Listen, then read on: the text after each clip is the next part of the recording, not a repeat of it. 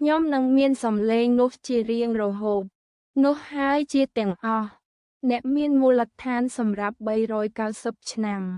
ទៅដេកមិនអីទេនេះជាផ្ទះរបស់អ្នកបង្កើតរបស់ខ្ញុំដែលគាត់បានជួបអេស្ប៉ាញនោះហើយជាមូលហេតុដែលខ្ញុំមិនចាំ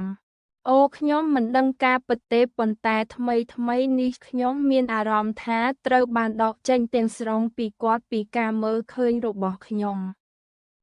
ជាមួយនឹងអ្នកបង្កើតអ្នកដែលខ្ញុំមិនដឹងថាគេហៅថាអ្វីខ្ញុំគិតថាពួកគេមកពី Country Human ឬអ្វីមួយដូចនោះមែនហើយណានីតាដែលខ្ញុំត្រូវការប្រើដូនតារបស់ខ្ញុំផ្ទាល់ដែលខ្ញុំមានជាមួយប្រទេសទាំងនេះហើយពួកគេជាបងប្អូនពាក់កណ្ដាលអាស៊ីរបស់ខ្ញុំដែលត្រូវគេគប់ដុំថ្មបាទខ្ញុំមិនមានអារម្មណ៍ច្រើនទេអាស៊ី